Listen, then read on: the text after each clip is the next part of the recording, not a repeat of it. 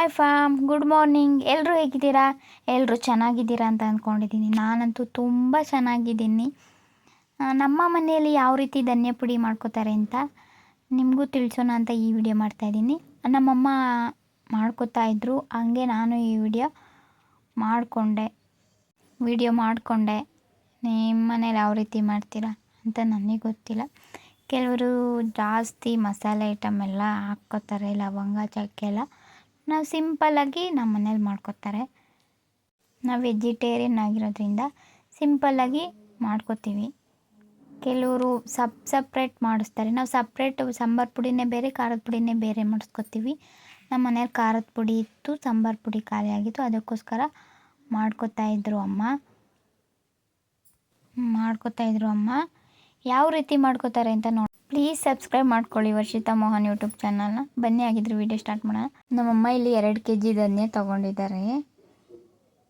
ಹೆಸರು ಬೇಳೆ 100 ಗ್ರಾಮ್ ತೊಗೊಂಡಿದ್ದಾರೆ, ಮೆಂತ್ಯ 100 ಗ್ರಾಮ್ ತೊಗೊಂಡಿದ್ದಾರೆ, ಸಾಸಿವೆ 100 ಗ್ರಾಮ್ ತೊಗೊಂಡಿದ್ದಾರೆ, ಉದ್ದಿನ ಬೇಳೆ 100 ಗ್ರಾಮ್ ತೊಗೊಂಡಿದ್ದಾರೆ, ತೊಗರಿ ಬೇಳೆ 100 ಗ್ರಾಮ್ ತೊಗೊಂಡಿದ್ದಾರೆ, ಜೀರಿಗೆ 100 ಗ್ರಾಮ್ ತೊಗೊಂಡಿದ್ದಾರೆ, ಅರಿಶಿನ ಕೊನೆ ತೊಗೊಂಡಿದ್ದಾರೆ, ಗಸಗಸೆ, ಕಡಲೆ.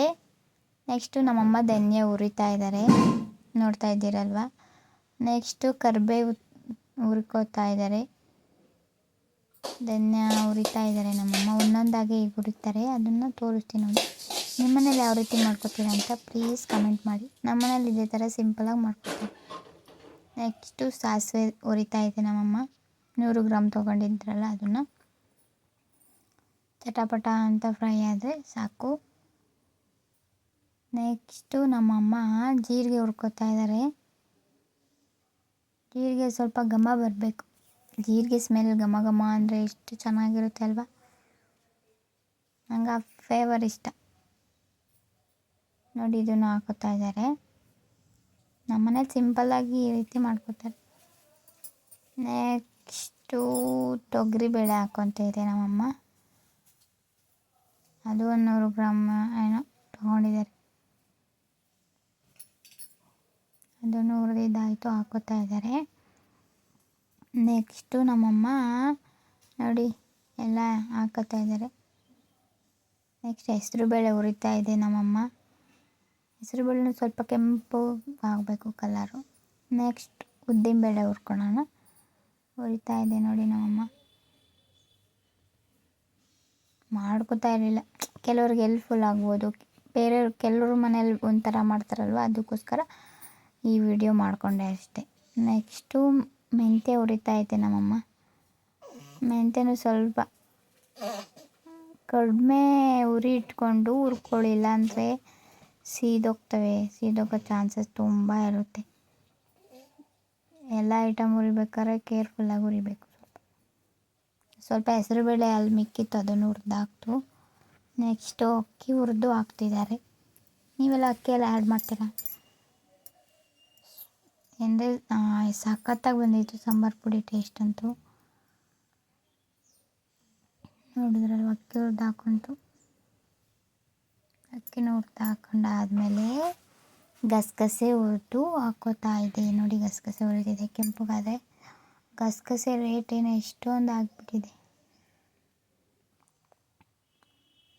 ಮಾತಾಡ್ಸೋಕ್ಕೆ ಆಗಲ್ಲ, ಅಷ್ಟು ರೇಟ್ ಆಗಿದೆ. ಗಸಗಸೆ ಹುರಿದಿದ್ದು ಆಯಿತು, ನೋಡಿದ್ರಲ್ವ. ನೆಕ್ಸ್ಟು ನಮ್ಮಮ್ಮ ಚಕ್ಕೆನೂ ಸ್ವಲ್ಪ ಹುರಿದು ಹಾಕ್ತಾರೆ. ಅಂದರೆ ನಾವು ಜಾಸ್ತಿ ಮಸಾಲೆ ಐಟಮ್ ಯೂಸ್ ಮಾಡಲ್ಲ, ಸ್ವಲ್ಪ ಚಕ್ಕೆ ಹಾಕೋತೀವಿ ಅಷ್ಟೆ. ಇದು ಹಾಕ್ತಿದ್ದಂಗೆ ಅರಿಶಿನ ಕೊನೆ ಹುರಿಯುತ್ತೆ ನಮ್ಮಮ್ಮ. ಇದನ್ನು ಹಾಕೋಬೇಕು, ಆಮೇಲೆ ಹಾಕ್ತಾರೆ ನೋಡಿ. ಹುರಿದ್ಬಿಟ್ಟು ಆರಿದ್ಮೇಲೆ ಕುಟ್ಬಿಟ್ಟು ಚಿಕ್ಕ ಪೀಸ್ ಮಾಡಿ ಹಾಕೋದು. ಇದೆಷ್ಟು ಗ್ರಾಮ್ ಅಂತ ನನಗೆ ಗೊತ್ತಿಲ್ಲ, ನಮ್ಮಮ್ಮ ಗೊತ್ತು. ಕರ್ಬೇವಿನ ಸೊಪ್ಪು ಹುರಿತಾ ಇದೆ. ಕರ್ಬೇವಿನ ಸೊಪ್ಪು ಸ್ವಲ್ಪ ಉರಿ ಕಡಿಮೆ ಮಾಡ್ಕೊಂಡು ಹುರಿರಿ, ಅದು ಬೇಗ ಸೀದ್ಬಿಡುತ್ತೆ. ನೆಕ್ಸ್ಟ್ ಇದೆಲ್ಲ ಆಯಿತು, ಪುಡಿ ಮಾಡಿಕೊಂಡು ಮಿಕ್ಸಿ ಮಾಡೋದು. ಮಿಕ್ಸ್ ಮಾಡಿಬಿಟ್ಟು ಇದು ಆರಿದ್ಮೇಲೆ ಮಿಲ್ಲಿಗೆ ತಗೊಂಡು ಹೋಗ್ಬಿಟ್ಟು ಮಿಲ್ ಮಾಡಿಸ್ಕೊಂಬರೋದು. ಆಮೇಲೆ ಕಡಲೆ ಹಾಕಿದೆ ನೋಡಿ. ಕಡಲೆ ಹಾಕಿದಾದ್ಮೇಲೆ ಅರಿಶಿನ ಕೊನೆ ಕುಟ್ಬಿಟ್ಟು ಹಾಕ್ತಾರೆ. ಇಷ್ಟೇ ಸಿಂಪಲ್ ಸಾಂಬಾರು ಪುಡಿ ಮಾಡೋದು. ನಿಮ್ಮ ಮನೇಲಿ ಯಾವ ರೀತಿ ಮಾಡಿದ್ದೀರಾ ಮಾಡ್ಕೋತೀರಾ ಅಂತ ಪ್ಲೀಸ್ ದಯವಿಟ್ಟು ಕಮೆಂಟ್ ಮಾಡಿ. ನಾವು ವೆಜಿಟೇರಿಯನ್ ಆಗಿರೋದ್ರಿಂದ ಸಿಂಪಲಾಗಿ ಇಷ್ಟೇ ಮಾಡ್ಕೊಂಡು ನೋಡಿ ಯಾವ ರೀತಿ ಬಂದಿದೆ ಕಲರ್. ಈ ಸಲ ಸಾಂಬಾರು ಪುಡಿ ಅಂತೂ ಸಖತ್ತು ಟೇಸ್ಟಿಯಾಗಿ ಬಂದಿತ್ತು ನೋಡಿ.